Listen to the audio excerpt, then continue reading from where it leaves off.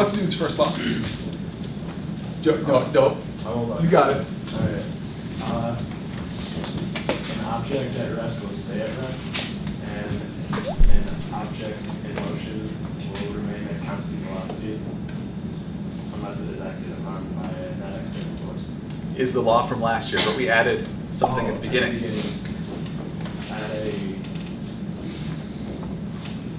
When viewed from an inertial frame of reference. When viewed from an inertial frame of reference. Good. Newton's second law, David?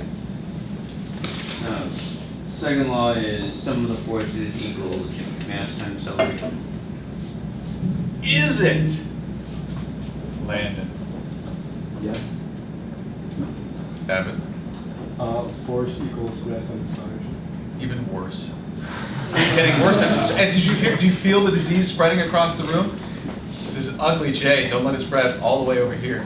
The net force. Net, Evan, very important. Vector, David. Is equal to mass times acceleration, which is a vector. Landon. Okay. Net force and the vector is very important. Newton's third law. Jessica.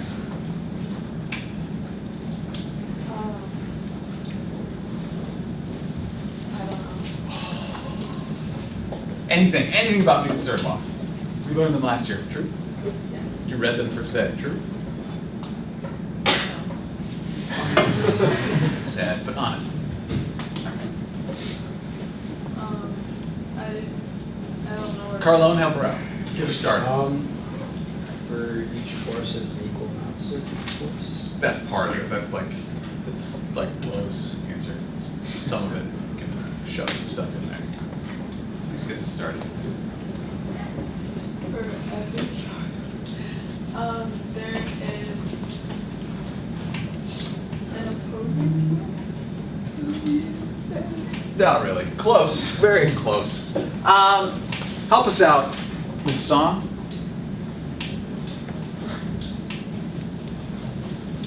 These are the easy questions, people, right? I mean, this is just like you read, just tell me what it is. It's easy. And yet, it spreads. Landon. Maybe he's the source of the disease. You feel it's coming. Justin? Is it like the net force on one? It is not the net force, but you're close. The Sorry, I'll stop you. You just get rid of the net at the beginning. Keep going. force of from 1 to 2 Okay, so for every force 1, 2, equals the negative of force from 2 to 1.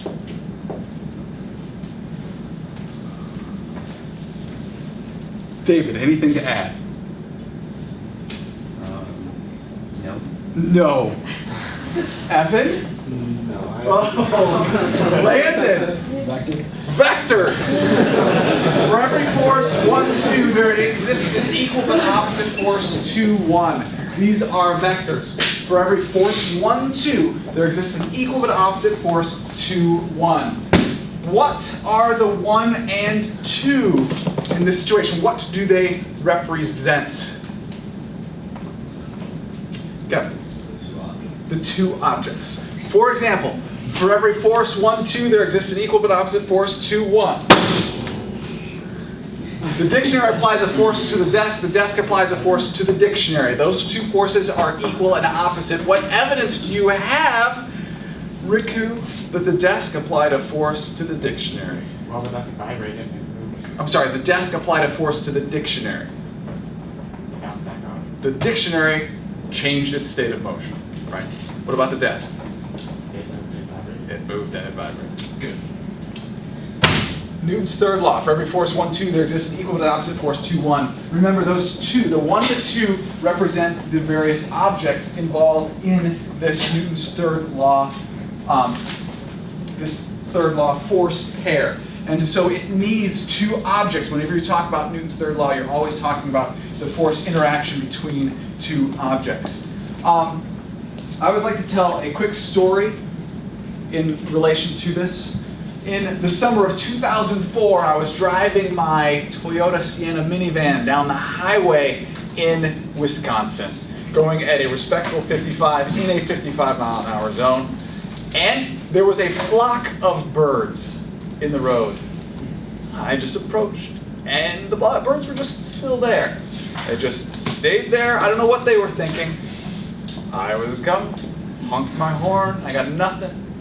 I did slow down a little bit, and they did eventually disperse, but unfortunately, I hit several of them. Okay? One hit the front of the vehicle, one glanced off the front windshield, and one removed my side mirror. Now here's the thing to think about.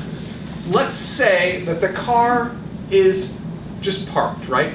And a bird flies by and runs into my side mirror. Is the bird going to remove the side mirror? I mean, especially it's a pigeon, okay? It was like a pigeon, okay? Yeah, if it's a falcon or a falcon, maybe, you know, if it tries really hard, okay?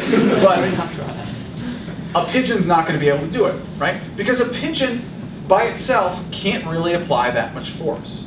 However, if the vehicle is going 50 miles an hour when it runs into the bird, you're going to have, the bird is going to apply an equal but opposite force to the side mirror, but the side mirror is also going to apply an equal but opposite force to the bird.